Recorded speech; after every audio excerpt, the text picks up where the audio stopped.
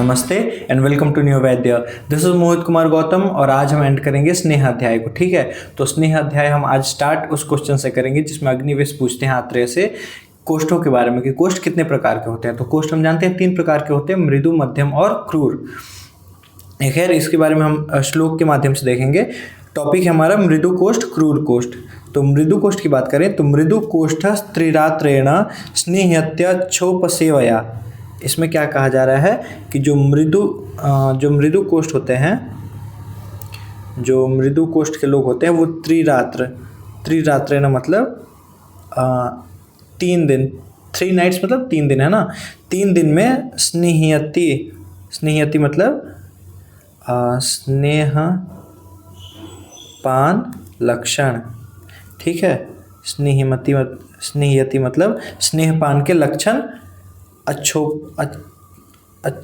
पेय, जब हम अच्छा पेय उनको देते हैं, जब हम स्नेहपान कराते हैं तो वो 3 दिन में ही स्नेहपान के लक्षण शो कर देते हैं। 3 दिन में, और स्नेहपान के जो लक्षण होते हैं उसके बारे में हमने पहले ही बता रखा है कि स्नेहपान कराने के बाद लक्षण क्या क्या आते हैं। तो मृदु कोष्ठ के लोग वो होते हैं जो 3 दिन में ही स्नेहपान के लक्षण शो कर देते हैं जब उन्हें अच्छा पेय का सेवन कराया जाता है। तो अगला लाइन क्या है, स्नेह्यति क्रूर कोष्ठस्तु सप्तरात्रे न मानवः। अब ये क्रूर कोष्ठ के जो होते हैं, जो क्रूर कोष्ठ के लोग होते हैं वो स्नेहपान के लक्षण कितने दिन में शो करते हैं? 7 रात्र, 7 रात्रियों में, है ना, 7 डेज में, 7 नाइट्स में स्नेहपान के लक्षण शो करते हैं। और ये जो स्नेहपान कराया जाता है ये मात्रावत कराना चाहिए।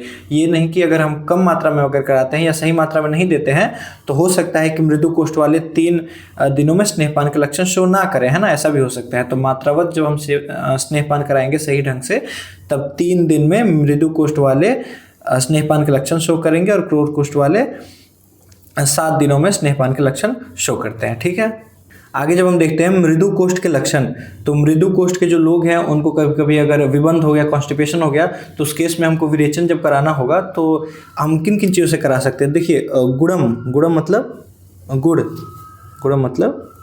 गुड़, सिर्फ गुड़ से भी, जैगरी है ना, सिर्फ जैगरी से भी उनको मृदु कोष्ठ के लोगों को विरेचन हो सकता है। इक्षुरस मतलब शुगर केन का जो जूस होता है, शुगर केन का जो गन्ने का जूस होता है ना, उससे भी उनको दस्त लग सकती है। मस्तु मतलब होता है जो दही का पानी होता है ना, दही का जो पानी होता है। क्षीर हो गया, क्षीर क्या होता है? मिल्क होता है ना, दूध। उल्लोड़ितम दधी मतलब क्या होता है? मथा हुआ, है ना, मथा हुआ दही। ठीक है, तो हमने क्या देखा, मृदु कोष्ठ के जो लोग होते हैं उनको गुड़ खिला दीजिए, शुगर केन जूस अगर वो पी लें, दही का पानी पी लें, क्षीर मतलब मिल्क पी लें, मथा हुआ दही पी लें, पायस मतलब खिचड़ी है ना, पायस मतलब खीर। ठीक है, मिल्क से बना हुआ जो होता है तो वो खीर हो गया ना। कृष्णाम मतलब होता है खिचड़ी। ठीक है, सर्पी क्या हो गया? सर्पी हो गया हमारा घी। ठीक है, काश्मर्य का पेड़ होता है, उसका जो फल होता है कि काश्मरे का जो पाउडर है उसका हम भिगा के उसको पीते हैं। या त्रिफला रसम, त्रिफला मतलब, त्रिफला आप जानते हैं 3 चीज़ों से बनता है, हरितकी, विभितकी, आम्लकी के इक्वल प्रोपोर्शन में मिलाने से त्रिफला बनता है ना। ये एक चूर्ण होता है, काफ़ी फेमस चूर्ण है। तो त्रिफला का रस, त्रिफला को पानी में भिगो के, अगर सवेरे, रात को हमने पानी में भिगो दिया, अगर सवेरे पी लेते हैं तो मृदु कोष्ठ वाले लोग क्या करते हैं, इससे भी विरेचन हो जाता है उनका। ठीक है, तो मृदु कोष्ठ का विरेचन किन किन चीज़ से होता है? गुड़ से, इक्षुरस से, मस्तु, क्षीर, उलोदितम दधी, पायस। पायस क्या है? खीर है ना, पायस क्या है? खीर, खिचड़ी, सर्पी घी आप जानते हैं, काश्मरी, और त्रिफला के रस से, रस मतलब उसको पानी में भिगो के जब उसको पीते हैं तो इन चीज़ों से मृदु कोष्ठ के लोगों का विरेचन हो जाता है। साथ में और क्या क्या है? द्राक्षारस। द्राक्षारस क्या होता है?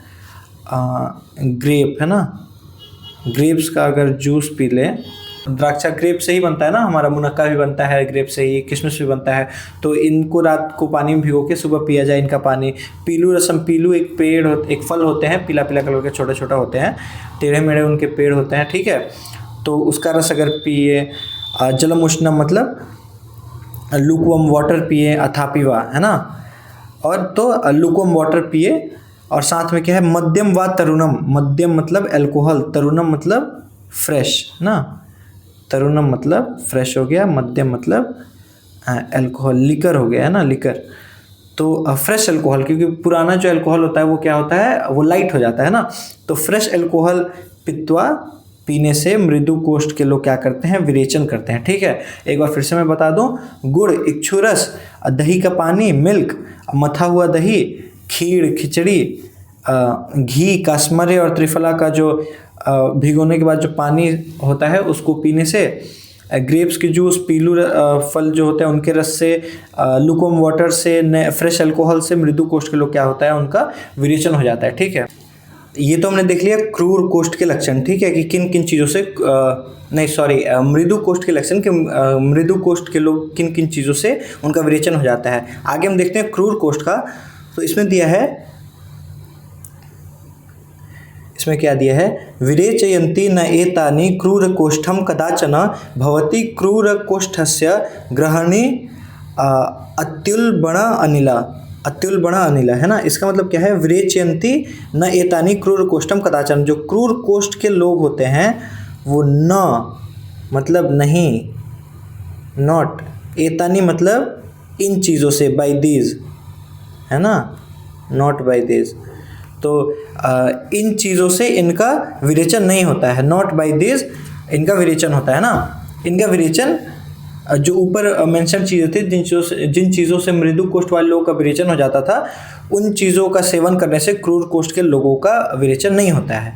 ठीक है, आगे क्या है, भवति क्रूर कोष्ठस्य ग्रहणी अत्युल्बण अनिला, क्योंकि भवती मतलब होता है, क्रूर कोष्ठ के लोगों का क्या होता है, तो ग्रहणी, ग्रहणी क्या होता है, आमाशय और छोटी आंत के बीच की जगह को ग्रहणी बोल देते हैं। इसमें थोड़ा सा आगे पीछे की चीज़ों की भी बात की जा रही है। तो जो ग्रहणी है उसमें अनिल, अनिल मतलब वात है ना, जो ग्रहणी है, ग्रहणी है, जो ग्रहणी है उसमें वात अत्युल्बण मतलब बढ़ा हुआ होता है, इंक्रीज्ड होता है। ठीक है, क्या होता है, इन क्रूर कोष्ठ के लोगों का ऊपर दी गई चीज़ों से विरेचन नहीं हो पाता है, क्योंकि क्रूर कोष्ठ के लोगों की जो ग्रहणी होती है और उसमें वात बहुत ज़्यादा बढ़ा हुआ होता है। और आगे देखें तो उदीर्ण पित्ता अल्प कफा ग्रहणी मंद मारुता मृदु कोष्ठस्य तस्मात् स सुविरेच्यो नरः स्मृता, और जो मृदु कोष्ठ के लोग होते हैं वो सुविरेच्य होते हैं, उनका विरेचन बहुत आसानी से हो जाता है। क्यों, क्योंकि उदीर्ण पित्ता, पित्त बहुत ज़्यादा होता है, अल्प कफा, कफ बहुत कम होता है, कहाँ पे, ग्रहणी में, और मंद मारुता, मारुता क्या है, वात क्या है, वो अल्प रहता है ना, वात कम रहता है, पित्त ज़्यादा रहता है और कफ भी कम रहता है ग्रहणी में। ठीक है, तो ग्रहणी में अधिक पित्त, कम कफ और कम वात होने के कारण से मृदु कोष्ठ के लोग सुविरेच्य होते हैं, बहुत आसानी से उनमें विरेचन हो जाता है। ठीक है, आगे हम देखते हैं कॉन्ट्रा इंडिकेशंस ऑफ केवल घृत। केवल घृत किसे नहीं पिलाना चाहिए है ना, तो न सर्पी, उन्हें सर्पी पान नहीं कराना चाहिए जिनमें केवल जिनमें पित्त बढ़ा हो है ना, जिनमें पित्त बढ़ा हो और स आम, आम के साथ आम युक्त पित्त बढ़ा हुआ है ना, खास करके ऐसा पित्त जो आम युक्त है ना, पित्त के साथ साथ आम भी बढ़ रखा है, तो ऐसे लोगों में घी का सेवन नहीं कराना चाहिए। सर्वम ही अनुरजे देहम हत्वा संज्ञा चमारयेत, क्या होता है कि सर्व शरीर के हर भाग में अनुरजे है ना, रंग देता है, चला जाता है, पित्त चला जाता है शरीर के हर पार्ट में, तो क्या हो जाएगा, कामला हो जाएगा ना। जब पित्त हमारे शरीर के हर पार्ट में चला जाएगा तो सारे शरीर को पीले रंग से रंग देगा, जिससे क्या हो जाता है, कामला। कामला, जो कामला को क्या बोलते हैं, पीलिया भी बोलते हैं, जॉन्डिस है ना, जॉन्डिस हो जाएगा। और क्या हो सकता है, और वर्स्ट सिनारियो में क्या हो सकता है, संज्ञा का नाश कर देगा, मूर्छा टाइप स्थिति आ जाएगी और अल्टीमेटली डेथ भी हो सकता है ना। हत्वा मारयेत, तो संज्ञा हत्वा मतलब संज्ञा का नाश कर देगा है ना, संज्ञा हरण कर लेगा, और क्या हो जाएगा, डेथ भी हो सकती है, मारक मतलब डेथ भी हो सकती है। तो केवल घृत किसे नहीं पिलाना है जिनमें पित्त बढ़ रखा है, जिनमें आम युक्त पित्त बढ़ रखा है विशेष रूप से। तो अगर पिला देते हैं तो क्या होगा, सारे शरीर में वो पित्त चला जाएगा और शरीर में कामला जॉन्डिस हो जाएगी, पूरा शरीर पीला पड़ जाएगा और संज्ञा वर्स्ट सिनारियो में क्या हो सकता है, संज्ञा का नाश हो सकता है और डेथ भी हो सकती है। तो ये रहा कॉन्ट्राइंडिकेशंस ऑफ केवल घृत, किसे केवल घृत नहीं पिलाना है। अब क्या देखते हैं, विरेचन आफ्टर स्नेहपान। स्नेहपान कराने के बाद पश्चात अगर हमें संशोधन कराना है, विरेचन कराना है, तो उस केस में क्या होता है कि कैसे है, स्नेहात् प्रस्कंदनम जंतु त्रिरात्र उपरतः पिबेत स्नेहवत द्रवम उष्णम च त्रयहम भुक्त्वा रसोदनम। ये क्या है, स्नेहात् प्रस्कंदनम। अब प्रस्कंदन किसके लिए, विरेचन के लिए कहा जा रहा है ना। प्रस्कंदन वर्ड किसके लिए यूज हो रहा है, विरेचन के लिए यूज हो रहा है। तो स्नेहात् प्रस्कंदनम, स्नेहपान कराने के बाद जब हमें विरेचन कराना है तो कब कराएंगे, त्रिरात्र, 3 नाइट्स मतलब 3 डेज के उपरांत। उपरांत मतलब उपरतः मतलब क्या है, उपरांत मतलब आप जानते हैं आफ्टर है ना, आफ्टर 3 डेज। तो स्नेहपान कराने के 3 दिन के उपरांत ही विरेचन कराना चाहिए, विरेचन द्रव्य देके विरेचन कराना चाहिए। अगला लाइन क्या है, स्नेहवद द्रवम उष्णम। स्नेहपान कराने के बाद अब 3 दिन का टाइम गैप आ गया है ना स्नेहपान और विरेचन के बीच में, तो इन 3 दिनों में क्या करना चाहिए, तो स्नेहवद त्रयहम कि स्नेहपान करने के बाद जो 3 दिन का समय है उसमें द्रवम मतलब लिक्विड डाइट, उष्ण मतलब वार्म होना चाहिए वो लिक्विड डाइट, भुक्त्वा लिक्विड डाइट और वार्म डाइट का सेवन करना चाहिए। और क्या करना चाहिए, रस औदनम। रस औदनम मतलब रस क्या है, मांस रस। रस मतलब यहाँ मांस रस कहना चाह रहे हैं ये, औदन मतलब ओदन है ना, ओदन विलेपी ये सब हमने पढ़ा था। तो इसका मतलब क्या हो गया कि स्नेहपान कराने के बाद जो 3 दिन का टाइम लैप्स है जिसके बाद हम विरेचन करा रहे हैं, तो उन 3 दिनों के अंदर हम लिक्विड डाइट जो कि वार्म होगा उसका सेवन करवाएंगे और मांस रस और ओदन का सेवन करवाना चाहिए, ठीक है। उसके बाद ही विरेचन कराना चाहिए 3 दिन के उपरांत। अगला टॉपिक है वमन आफ्टर स्नेहपान। जब स्नेहपान के बाद हम वमन कराना चाह रहे हो तो उसमें क्या करना चाहिए, एकाहो परत तद्वद भुक्त्वा प्रच्छर्दनम पिबेत। इसका मतलब क्या है, एक है ना, अहो मतलब दिन, 1 डे, उपरांत मतलब उपरता मतलब आफ्टर, तो आफ्टर 1 डे, तद्वद उनको, भुक्त्वा प्रच्छर्दनम मतलब प्रच्छर्दन मतलब प्रच्छर्दन से क्या यहाँ पे तात्पर्य है, यहाँ प्रस्कंदन कहा गया था विरेचन को और प्रच्छर्दन होता है वमन के लिए। यहाँ प्रच्छर्दन छर्दी है ना, तो प्रच्छर्दन शब्द यूज किया गया है वमन के लिए। तो आफ्टर 1 डे, स्नेहपान कराने के 1 दिन बाद वामक द्रव्यों का सेवन कराते हैं और तब वमन कराना चाहिए, ठीक है। अब हम बात करते हैं पंच प्रसृत की पेय की। तो ये पेय मतलब एक टाइप ऑफ लिक्विड सब्सटेंस होता है जिसे पीने से काफी जल्दी स्नेहन हो जाता है ना। पंच प्रसृत की इसका मतलब क्या होता है, पंच मतलब 5 प्रसृत की है ना, पंच मतलब 5 प्रसृत की। एक प्रसृति मतलब क्या होता है, 8 तोला होता है, ठीक है। एक प्रसृति मतलब क्या होता है, 8 तोला होता है, ठीक है। और पंच मतलब ऐसे 5 प्रसृतिकी की बात की जा रही है। अब तोला में भी बात करें तो 1 तोला कितना होता है, 1 तोला होता है 12 ग्राम। एक प्रसृतिकी कितना होता है, एक प्रसृति कितना होता है, 8 तोला होता है, 1 तोला होता है 12 ग्राम। तो 5 प्रसृतिकी मतलब क्या हो गया, 12 × 8 कितना होता है, 96 ग्राम, ठीक है। टोटल कितना 96 ग्राम होता है। तो 96 ग्राम के बारे में हम बात करेंगे, किस चीज़ की 96 ग्राम की बात की जा रही है। अभी बस आपने पंच प्रसृतिकी का मतलब समझ लिया कि एक प्रसृति मतलब क्या होता है, 8 तोला, 1 तोला मतलब होता है 12 ग्राम, ठीक है।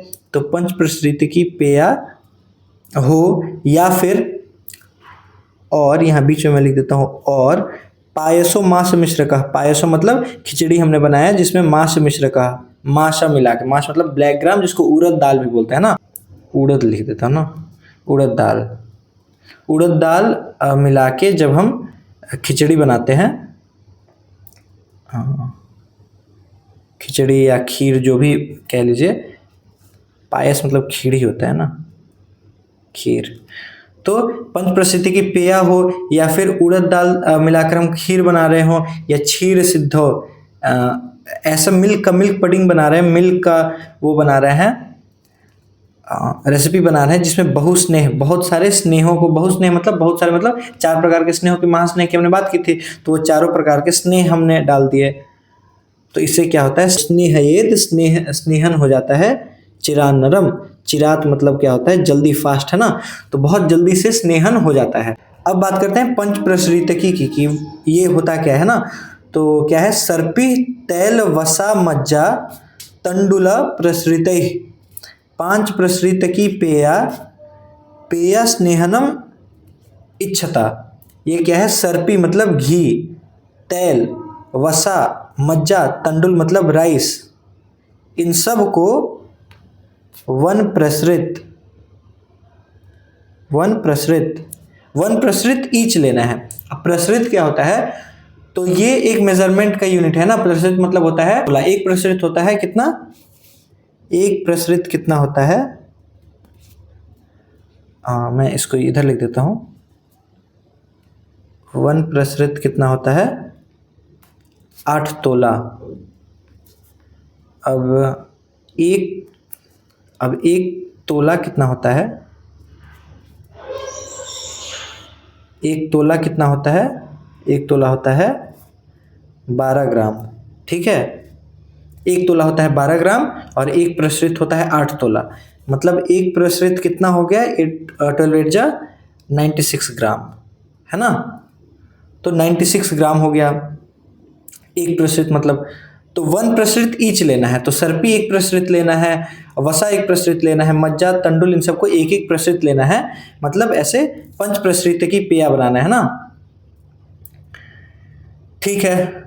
तो इन सभी को 1-1 प्रसृत मिलाकर हम ऐसा पेया तैयार करेंगे, तो उसे हम क्या बोल देंगे, पंच प्रसृत की पेया बोल देंगे। तो आगे क्या है, पंच प्रसृत की पेया पेया स्नेहनम इच्छिता, तो पंच प्रसृत की पेया पिलाने से क्या हो जाता है, शीघ्र ही स्नेहन हो जाता है।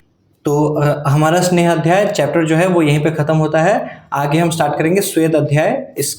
इसका जो AIPGT का पीजी का जो एंट्रेंस एग्जाम होता है उसका जो प्रीवियस ईयर क्वेश्चन है उसको भी हम डिस्कस करेंगे टाइम आने पे, और साथ में इसको मैं समराइज भी करूंगा एक छोटे से वीडियो लेक्चर में।